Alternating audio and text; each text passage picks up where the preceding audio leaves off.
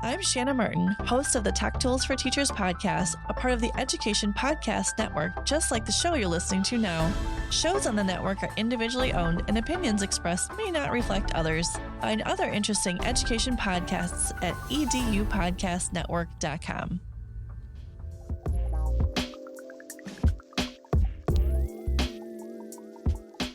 Hello, everybody, and welcome to another great episode of My EdTech Life. I am excited to be here with you all on this wonderful evening.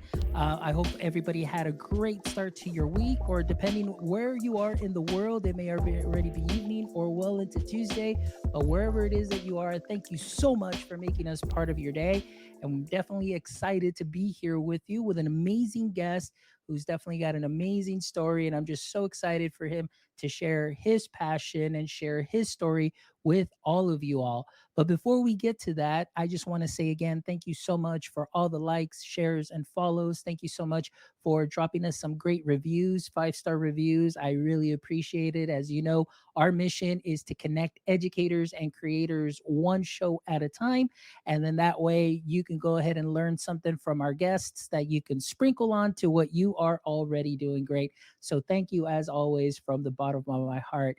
So again, let's go ahead and get started. I am so excited here to welcome Mr. James O'Neill. Mr. James O'Neill, how are you doing this evening? Hey, Fonz, I am doing amazing, man. It's been a great day. And so I am doing good. How are you? I am doing wonderful. Thank you so much. It is a great week. You know, we're starting again. I did post on Twitter earlier today. I was like, hey, every Monday, kind of like a fresh start. It's a clean slate. Show ourselves some grace and let's just continue moving forward, learning how to improvise, adapt, and overcome. Because whatever comes our way, the weekend's always around the corner. So, Yes, so sir. yeah, That's a great way to look at it. A yes, great way sir. to look at it. Yes, sir. Well, James, again, thank you so much for being on the show today. And I'm really excited about today's topics because today, I mean, we're not only going to be talking about math, because I know you're definitely a math guy, but I want to definitely get into the body of work that you do because not only, being an educator, but, being a public speaker and just some of the things that you do. I will be sharing your website throughout the chat also as well for any audience members that will be with us live. But I definitely want to share your resources out there because I absolutely love the work that you do. But before we get into that, James, if you could, for our audience members that are catching us right now live or those that will be catching the replay and may not be familiar with your work yet, can you give us a little brief introduction and your context and education before we get into that superhero origin story? Yeah, cool. That works. Hey everybody, I'm James O'Neill. I am an eighth grade math teacher here in Charlotte, North Carolina. I have been teaching for 15 years in the classroom as a math teacher, specifically eighth grade. I did 1 year ninth grade, but it was just like eighth graders in a new building. So I don't really count that as like 1 year of high school. I officially started an LLC called Mastery for All in 2020 during the pandemic, where a lot of people started their own businesses and started to branch out and do some things. Mastery for All really centers the work of math education, but my specific focus is my heart for Black males in math education because of the demographics of where statistically they are always scoring. If you look at the graph, if you just look at the trend of Black males in education, usually they are really high in the negative and really low in the positive. And so as I identify as a Black male as well, with my story, which I'll get into later, my work really undergirds making sure that there is mastery for all, and not just as a slogan, but if we lift those that are at the bottom, everybody that's on top, again, will be lifted as well. And so that's where majority of my work outside of the classroom happens, where I'll be a contracted employee with different nonprofits, and I work with them, and I speak and do professional development for teachers just to support the work of great math instruction, because I really believe it's a gateway subject and everybody needs access to these gates. So that's pretty much the little blurb about me. Yeah, excellent. And I just shared your website and I know all of that will be on the show notes, but I really love what you have done. Going through your website, you definitely seem like you have just an amazing personality. Just the pictures that you have on there, most importantly, too, the YouTube videos that you have, which I highly recommend for all our audience members that are listening or watching live. Please make sure that you do go visit mrjamesoneal.com, so you can check out those videos, because when you listen to them, you definitely hear such a powerful story, a powerful voice, a powerful experience that we're going to get into right now. Because, as you know, Mr. James, I know that you just gave us, yes, kind of that brief introduction. But for myself, every guest that I have on here, somebody that I have seen do some amazing work. And just like I described your work right now, almost very superhero like, and we all know every superhero has an origin story. So I would definitely like to dive in deep to your superhero origin story, from where this all started. And I always like to ask if you can also share with us if education was something that you already planned to go into from very early on, or was this something that came in later in life? All right. So I'll start with that question first, and then go into the story. So education was not something that I was planning on doing, because of the narrative that I heard in North Carolina always growing up. The teachers don't make enough money, and blah blah blah blah. So I heard that negative narrative all my life, and I was just like, why would I go to college and get out and not make any money? Like, the whole purpose is to go to college to get a degree so you can better your life. So why would I do that? So to take us back to how I ended up in this for 15 years, I literally I've always had pride in who I am. I don't know where that came from. I guess it came from my parents, the way they raised me. And I've always had pride in my community, as being a black male, and growing up being a black young man into a black man. And so one thing that I've always found myself doing is just pushing my friends that look like me. I've always had this accountability thing that I would literally, like, my friends had to point this out to me. I would literally ask, let me see your progress report. Like, let me, what your grades look like, and just get on them about, like, you are not showing up for us. Like, I need you to do better. So I've always had that inner do better. Like, we can do better. We all can do better since I was a young kid.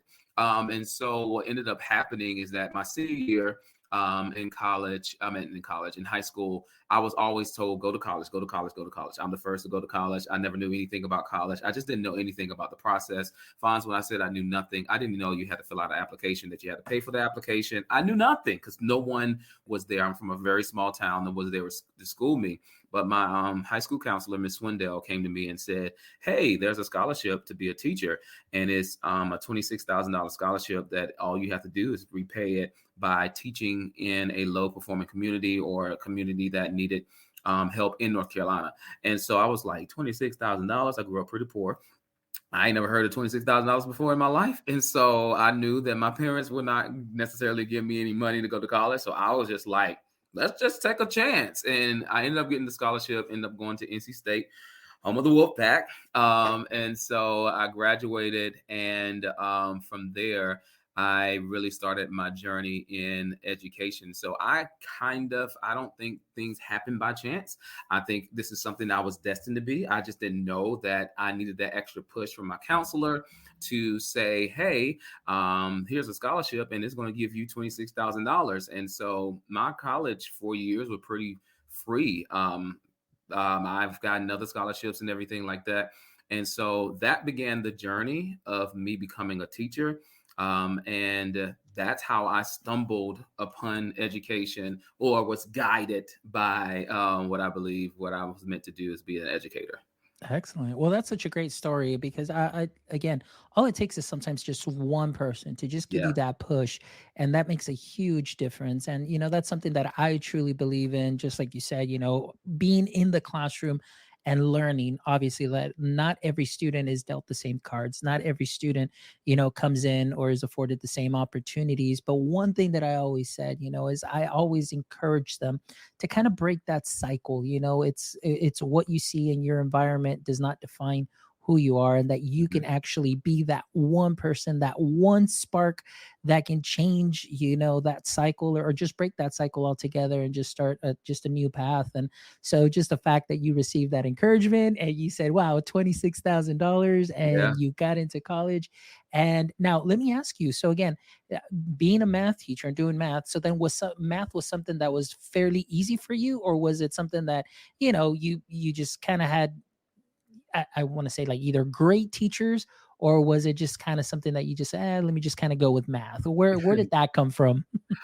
So my mom, who's in heaven now, and my brother, my family, my close knit family that I grew up with, will tell you that James loves being right. And so, as a little kid, when I found a subject that I could literally check that I was right and prove that I was right, oh, I fell in love. Like I immediately fell in love with math growing up, and so when I learned that there was such a thing out there, and I don't know, it's just something a part of me just love seeing that, oh, I'm right, oh, I'm right, oh, and I can prove that I'm right, and I can see that I'm right.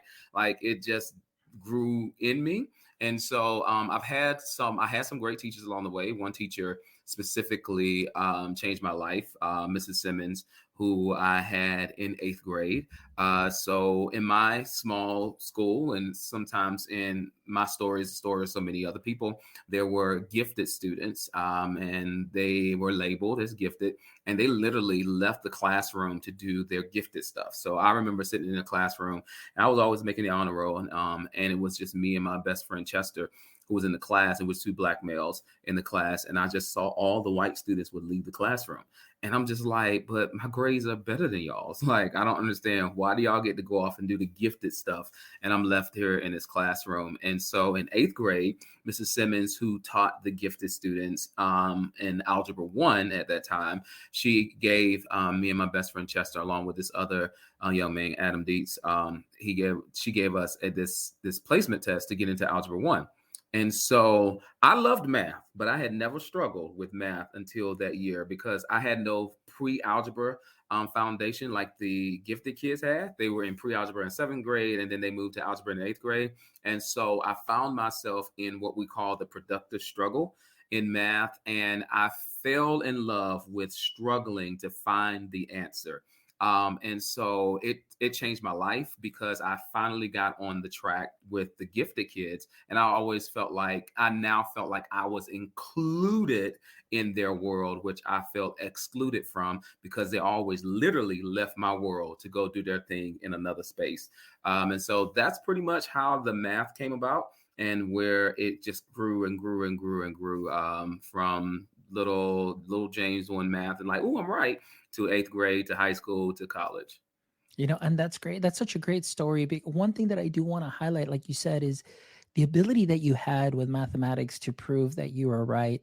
And this is interesting because currently, like I told you a little bit pre-chat, my colleague who's the math content specialist, Mhm. he's an amazing math teacher. He's been doing it, I think he said, like 19 years in the Wow. classroom, plus what he's been doing as a curriculum, or yeah, math content specialist. And then myself for 8 years, being actually 11 years, kind of being a math teacher from high school to elementary. I have learned so much from him, because when I came into as a math teacher, I taught math the way that I learned how to teach math. Yet when I kind of started hanging around with him, I was like, what is this that you're doing? And he would show how we would do addition and subtraction all the way from K through fifth, using manipulatives, area model, using all these strategies that I had never seen. But looking at the way that he shares his practice with teachers, sometimes I think, man, I wish I can go back in time and teach my students this way, because this is where I'm getting at, where a student, and I have seen it now, that when a student is able to prove that they're right as far as an answer, maybe they didn't do it the standard algorithm, but Mhm. they did it using either manipulatives or drawings, but they get the answer, they feel confident and they feel like, man, I can do this. That although I may not figure out the algorithm yet, but I know for sure that this answer is right, because I used my models here. I used my, fraction strips and diagrams and so on. So I think that's something that's very powerful that you mentioned. And so I love that you threw that in there. Now, let me ask you, so now, okay, you had your love for math, you pursued that. So let me ask you about your first experience in the classroom, coming in, freshly graduated and now being in the classroom. What was that like? And maybe if you can add, what is one thing you wish somebody would have told you before you started, that day one? Yeah. So it's funny because, like you said, I learned math pretty much probably the same way you learned it. Algorithms, memory, procedural things. It was very little conceptual understanding, and so I'll tell this story, and then I'll tell how I got into the classroom. I remember sitting in I think it was my junior or senior year in college, and my professor, Dr. Lee Stiff, God rest his soul, I did not know how big of a math person he was, but he was literally the president of the National Council of Teachers of Mathematics, the national president, and he was my professor in college and never mentioned anything like that. First black professor I ever had, first black male professor I ever had. And he literally asked us one day, why does A squared plus B squared equal C squared? It just asked us, why does that work? And no, none of us could answer that question in the classroom. And the reason why we couldn't answer the question, because no one showed us why. They just told us how to work it out. And so Dr. Lee Stiff had the amazing ability to make you feel this small when you didn't know an answer. And so all of us was looking like, we can't tell you why this works. We just know that it works for a right triangle. We know how to solve for the missing side, and there it is. Like, we know that in the word problems, oh, that's going to make a right triangle. I need to find that missing side. That's the situation. So he finally showed us why, and I was like, what? That's why. And so getting into the classroom, I'll take you to your actual question, but getting into the classroom, I found myself struggling in the beginning because all of a sudden everybody was asking why, and no one shared it before I got there. So it's just like, why does this work? Why does this work? Why does this work? And so I finally began to ask myself the same question. This is why geometry was so hard for me, because in math growing up, all of a sudden you get to a math that you have to reason through and know proofs and analyze. And before then, you've never really analyzed anything. You were told this is what you need to do, this is what you need to solve, and now you want me to prove? I haven't had a chance to prove anything along the way. And then you get to geometry, and that's why I suffered so much in geometry. I didn't understand geometry until I started teaching it. And I was like, this makes sense. Now that I know that I need to make sense of everything. And so I found myself struggling making sense of the math because I didn't know. And so I started teaching myself and asking myself, well, James, why does this work? I remember the first time I asked myself, why does anything raise to zero power? Why is it one? Like, literally, why is it one? And then you see the progressions as you're moving down the power, you're dividing by the base. It makes sense for it to be one and not zero. And so the same questions my kids were asking me, I began to ask myself, which then changed my prep, which brings me back to my point that you were asked. What is one thing that I wish someone would have taught me before I went into the classroom? The why. Just the why. There needs to be in our prep for college, those classes before we teach the math, Mhm. we need a class to teach us how to teach the math. Like, just because I can do Calc 2, which I had to take in middle school mathematics all the way up to that, doesn't mean I know how to teach triangle sum theorem. It doesn't mean anything. It doesn't mean that I know how to explain that. It doesn't mean that I know how to explain translations and transformations on a number line. It doesn't mean if I can explain integers to students. Just because I can do math doesn't mean that I can teach it in a way that students can digest it. So I think that is something that our preparatory programs need to include more of. Why does this work, and how do you teach the why of mathematics? Ooh, I love everything you said. That's going to be a huge soundbite that I'll probably share with my math content specialist, and we'll probably end up putting it in all our Google classrooms that we have for our teachers because we're always sharing content. But the content that we do share is the why, because Yeah. oftentimes, like I said, that's the way that I taught it. Is just, well, this is why, this is it. Like, we don't share why we do things, and so now that I'm learning from him, he actually explains the why. For example, doing area model, like the area, and then how the manipulatives or the area model works when you get to ninth grade, when they're multiplying, with variables and Yep. equations. And it just blows my mind. And but this is the why, he explains it. And I'm like, wow, like this just makes so much sense now. Excellent. All right. Well, James, let's continue a little bit more about our conversation, because obviously, you did talk a little bit about, in your school setting. I think you said it was in the classroom setting, it was only everybody else, except for the exception of you three students that were, not included in the gifted or the gifted activities. So tell me a little bit about that, as far as now the work that you do. I know that what you do is, we talk about inclusivity for all, equity in the classroom, which is something that is so important. So how did that come about too, as far as your not only math teaching, but really bringing that type of content and bringing that kind of teaching where you're bringing people together? Tell me Mhm. about that. Where did that passion spark? So that passion comes from my story.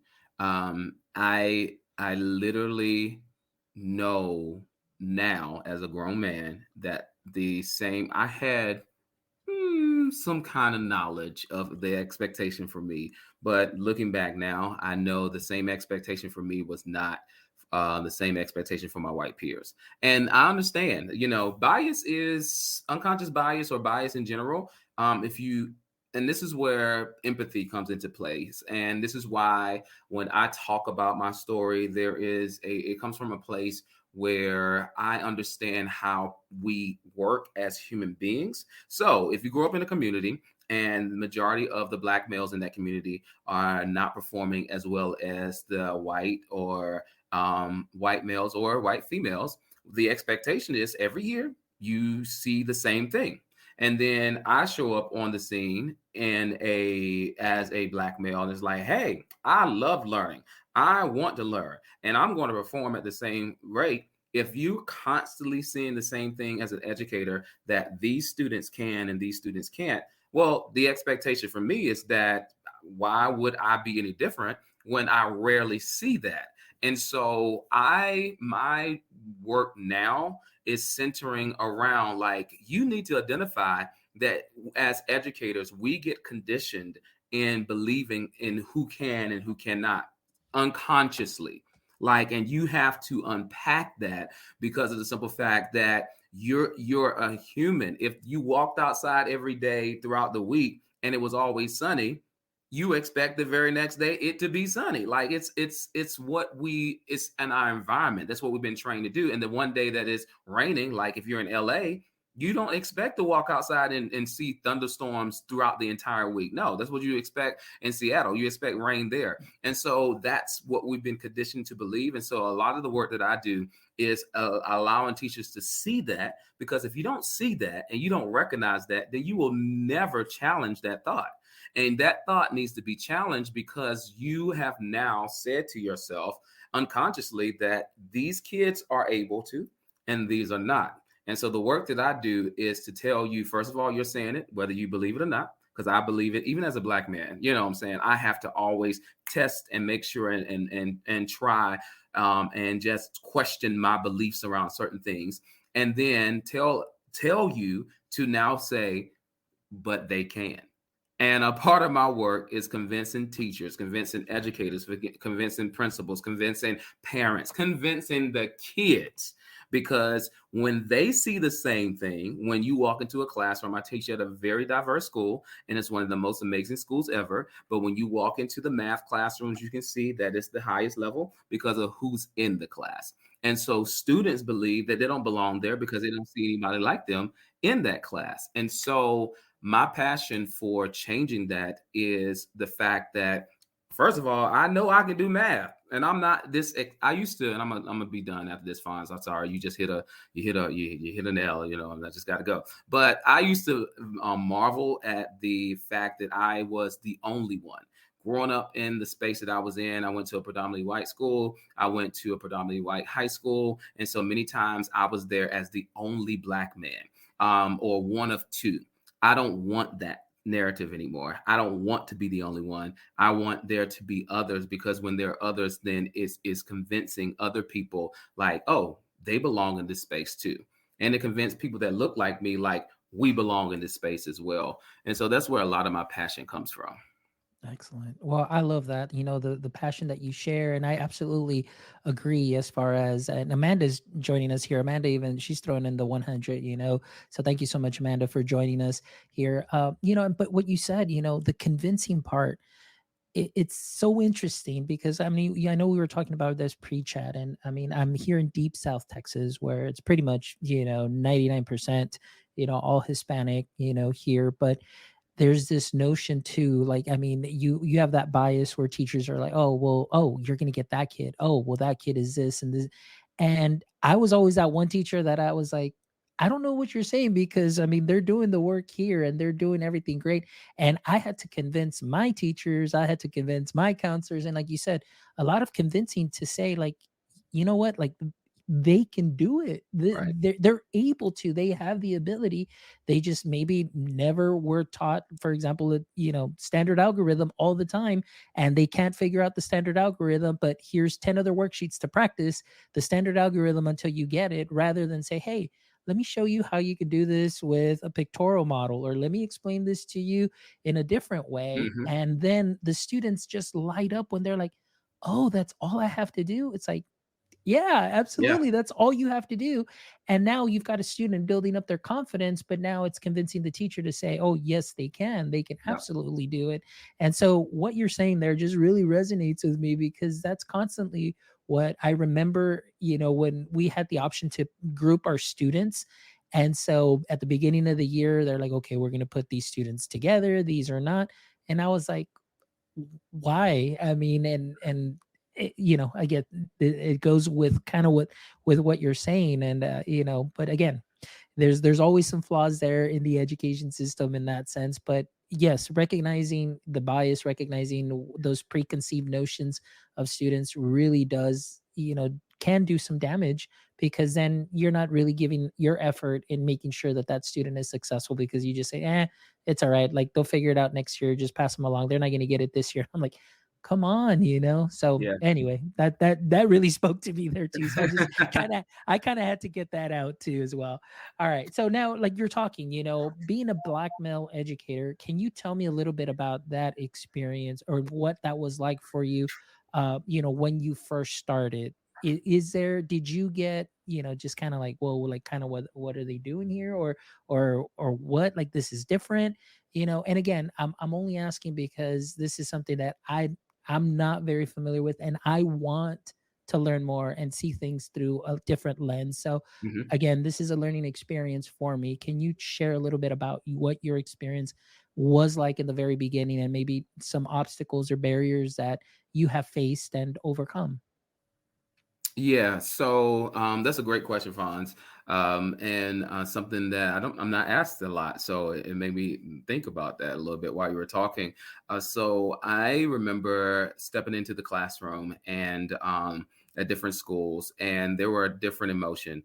One of the emotions was just like, oh my God, I didn't know you were here. I remember because I left North Carolina and I went to move to Pittsburgh, and literally an open house, parents, and specifically the black parents, will come in and say, I did not know you were here. I did not know who you were. Because, James O'Neill, I mean, it doesn't necessarily speak black male, it could be anybody. So when parents saw me for the first time, they were shocked, and they felt relieved. And so I received those feelings more so than what are you doing here? More so than anything, because parents want there to be representation. And there is one thing that when you grow up culturally, not saying all black people are the same, we are not, we're all different, everybody's different. But there are common struggles. There is a common thread within Black America that many of us experience. And so when a parent and many of the grandparents walked to the classroom and saw a black man as a math teacher, it brought joy to their heart. On the flip side, I ended up leaving one district and going into a district that was 97% white. And so showing up in that space was a lot challenging for me. I look back now and I knew that it was something that God wanted me to do because it didn't make sense. It's like, why are you doing this? This makes no sense. This is not even your demographics. It's not even the people that you serve. This is not even the people that you're passionate about, even though I'm passionate about all scholars. But you know why you're in education. You're there to lift up those individuals that look like you. But when I walked into that space, there was a lot that I need to learn about myself. First of all, my value. I had this internalized, what I recognize now was internalized racism when it came to myself, how I viewed myself as less than because of my race and feeling like I had to show up and work as 50 times harder than anybody else because I carried all Black people on my shoulder. I had to let a lot of that stuff go, and I had to see people for who they were and then see people past their race. So there was a lot of things that I worked on. But when you are in a predominantly white space like that, and they see a Black man, they have never seen a Black man in a math role or in a teacher role ever in their life. And the 2% of students that were students of color, 3% students of color, they're looking like we've never seen you in that role either. And so I've always had different experiences, varying experiences, more welcoming than anything because people recognize that representation does matter. And when they meet me and they look past my race and realize that this guy really cares about education, it's all that matters. Excellent. Wow. Well, I mean, thank you so much for sharing that. Like I said, and again, this is definitely a learning experience for myself, but hopefully for everybody. So, going along those lines too, James, I wanted to ask, it's like, how can teachers and educators challenge some of these traditional notions of academic achievement also and create these inclusive, equitable classrooms? One of the things that I'm always going to land on, funds, is our mindsets. We have to challenge our mindset, and until somebody challenges it, we're two are always better than one. You can only see what you see. When you bring somebody else in to be like, do you know you did that? Do you know you talk that way? Do you know you lean? I have a friend, a colleague next door, and she videotaped herself, and she realized that she talked to the females way more than she talked to the males. And it's only because she recorded herself and saw like she leaned towards more female heavy, and then she corrected that practice. Again, someone has to come in and say, not always, but many times it just helps for someone to challenge our mindsets. And so if we deal with the mindset and really deal with the fact that all students can, and then show teachers how to teach in a way that welcomes all students and the brilliance of students, and that you're not the person that's carrying all the information. Give them a chance to struggle, give them a chance to formulate reasoning, give them a chance to talk to their partner and make connections. Your mind starts to change because you start to see kids do things that you've never thought, Fonz, that they're able to do before, because you've never given them the ability, because you didn't believe that they could. And so that has to be challenged first before mathematical practices, instructional practice from teachers really go to the next level. That's my firm belief. Wow, excellent. I love that. And I love the passion that you are bringing with this, James. Thank you so much for that experience. So, let's talk also a little bit more of the work that you're doing, just kind of out there. Like you said, you started your LLC, and of course, you do a lot of the public speaking. But if you can tell us a little bit about, of course, and I'm just reading here straight from your website where it says you are a Mhm. champion of equity for all, bringing mastery for all, and raising the expectations for all. Where did that come from as far as equity for all, mastery for all, and expectations for all? Yeah, so it's weaved in my story. I've had, and I say this humbly but unapologetically, I've had a lot of success with students' growth in my class. And when I started seeing the growth that my students were making, I really started to dive in to say, what am I doing that's different from other people? And my colleague next door, who has amazing growth as well, her growth is even higher than mine. I began to ask her and probe her, what are you doing that this is not necessarily happening even in our building among other teachers? And no shade to that.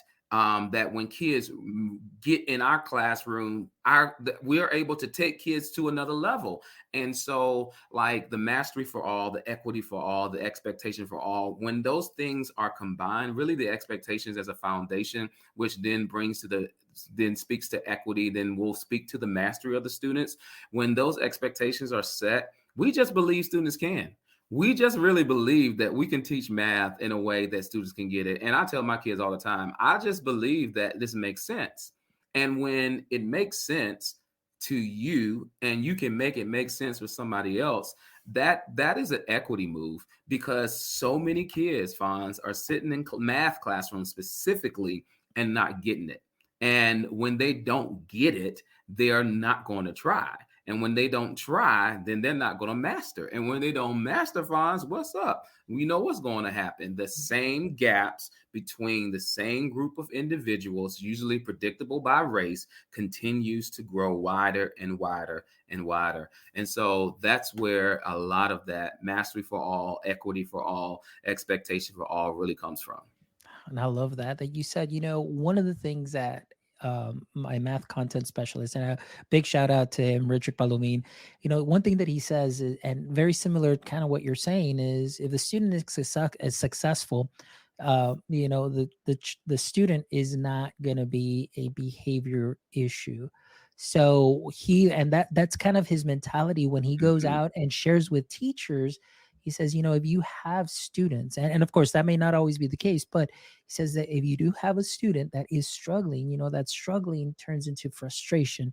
That frustration when the student can't be successful and is not quite, learning at the level of somebody else, they kind of give up, and then they may become, they're voicing their help, but sometimes they may, misbehave to kind of get some of that help or some of that attention. But he says, if you help them succeed, and just showing them more than just the standard algorithm, but you have maybe two or three options that you can go to, and then they start seeing like, wow, okay, I got this, I can do it this way, then that really helps. And so it kind of goes a little bit what you're saying, that Yeah. mastery, and of course if they're successful, they're going to feel great, they're going to continue moving forward, they're going to be paying attention, they're going to continue to grow, and that's absolutely what we want for all of our students. So okay, so going back to what you were speaking about as far as the classroom, what we now that we're kind of almost wrapping up here, I wanted to Mhm. ask you, what is some advice for any educators out there, regardless of where they may be, that you can give to them as far as culturally responsive teaching? What could we do better that you think might be just something incremental, one little thing that can make a big incremental difference right from the get go? I love this question, Fonz. I love it. I had a student teacher this past year, and with this student teacher, I realized that she was formulating the belief that the students cannot, because they were not having success on a particular concept. And because I've been the teacher for many years, I was like, oh, but they can. And I said, don't blame those kids. Ask yourself, what can you do differently so that they get it? Ask yourself, what are they not understanding? And when she asked herself that, she found the root of the issue, went in the classroom the very next day, corrected it, and then the students got it. And so if there is a practice that I constantly believe at the core of great mastery teaching, is not blaming the kids. Asking yourself, what can you do to present the material in a way that is different so that they can get it? Or asking yourself, what is the missing concept? Because if we don't do that, we start blaming kids, that we start saying they can't get it. But if I put them in a different classroom, they can. So it can't be the kids. It got to be something that I'm presenting. And it takes maturity for you to realize, like, look in the mirror. I'm the issue. It's not the kids. They can get it. There's something that I'm missing. And I think with that practice, you will always become a better teacher because you're not blaming those kids. Yeah, absolutely. Right now when you said that, I don't know if you saw my face kind of react, because that reflection piece is so important. And what happened, and I'll just kind of tell this, quick story, because it was a learning experience for both, myself and my colleague when I first transitioned into sixth grade, which here in our district is still considered elementary. We have K through 6, and then Okay. 7, 8, and then 9. So I came in from ninth grade teaching, and then now teaching sixth grade. And what happened is, I was teaching, I was like, all right, getting used to sixth grade kids. And I was like, well, there isn't much of a difference except the age, but the maturity was still kind of the same at the time. But I worked with a colleague, so there was 2 pods. And what happened is one day, um, or I think maybe she was out for a couple of days. She had laryngitis, and so my principal said, "Hey, can you teach her math class? And kind of go back and forth while she's out, so she doesn't, fall behind or the kids fall behind." And I was like, "Sure, no problem." And so I started teaching the kids just the way that I would my own kids, and the students were like, "Wow."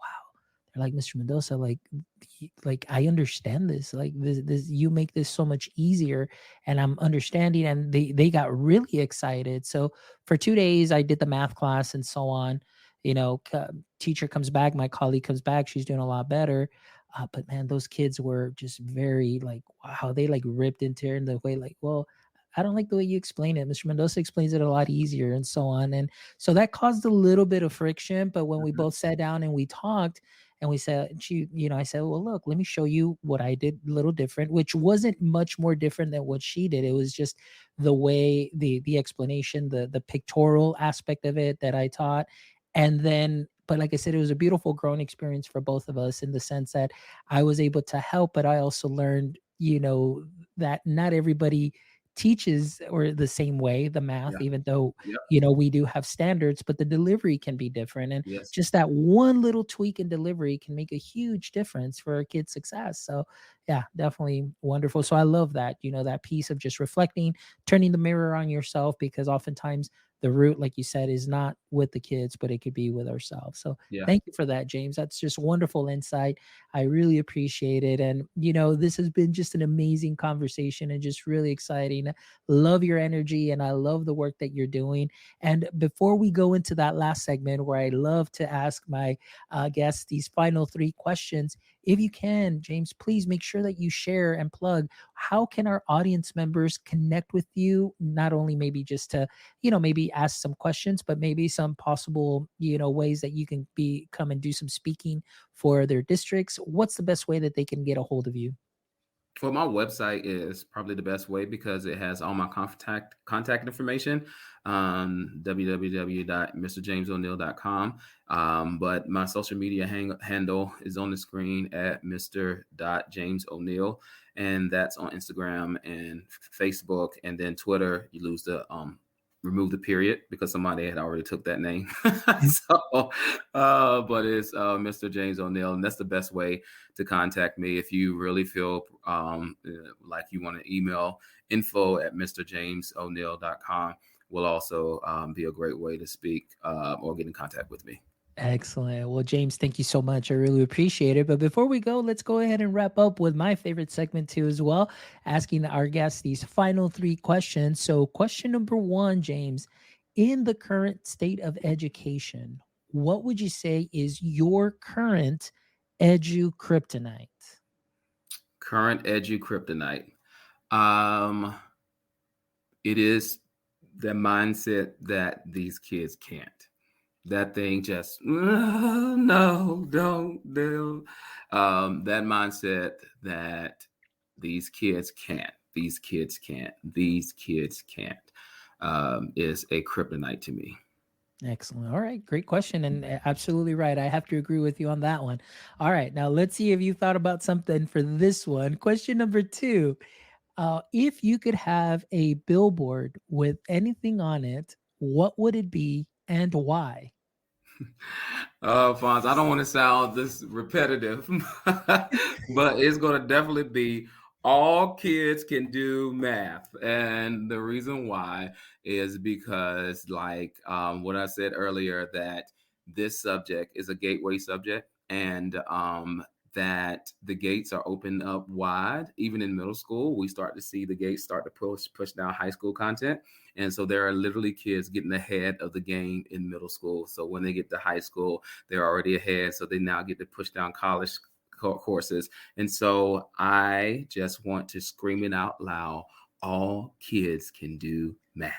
Excellent. And I second that big time because I am a true believer of that now. Like I said, even in my self-reflecting in my 8 years of practice, actually 11 years of practice, and like I said, teaching math the way that I was taught, I'm thankful that students did understand because I was still able to kind of personalize the learning and do a lot of one-on-one sessions and things of that sort. However, reflecting on this years later and of course with what I've learned, I absolutely truly at the core believe that all kids can definitely math.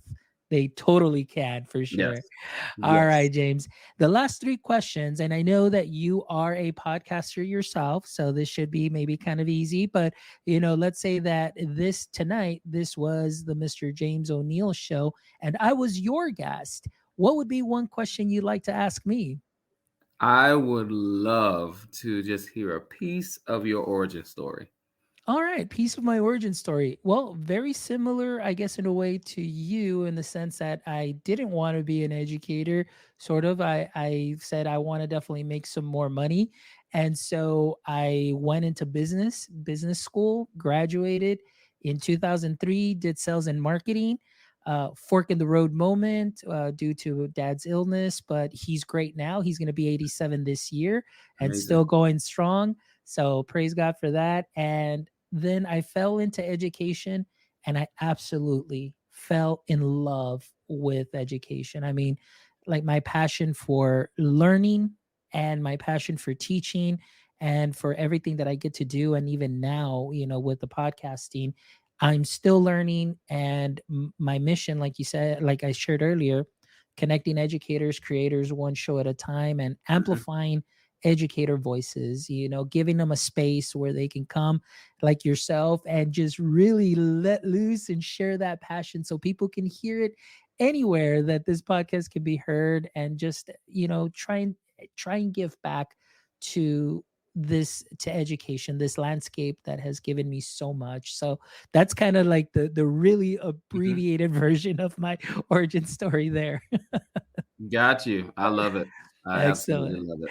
Well, James, it has been an honor, a pleasure. I love your work. I love your energy. Continue doing what you're doing because you're doing some great things. And, definitely stay connected because once you are a guest of the show, you always have an open invite. Anytime if you have a big project or big announcements or anything, Uh-huh. please feel free to contact. And this platform is yours for you to share what you are doing. So thank you so much again for just this insightful show and for my learning. And of course, Amanda here is throwing this out too. Thank you, James. Jill Du Bois, thank you so much for joining us too. And for all our audience members that are going to be catching this on the replay, thank you so much as always for making my EdTech life what it is today. Please don't forget to visit our website at myedtech.life, myedtech.life. And please make sure you drop us a review, give us 5 stars, go to our podcast, give us a like, give us a share, give us a follow. So that way the algorithms can go ahead and share this out to many more people. And if you'd love to contribute to our mission, please make sure that you visit our website where we also have a merch store so you can get yourself a cap, you can get yourself a shirt, and just know that that all goes back into the show. This show, again, is really my passion and my mission as far as amplifying educator voices. So, again, thank you for making this platform what it is today through all of your support. I really appreciate you all. And don't forget, my friends, as always, until next time, stay techie.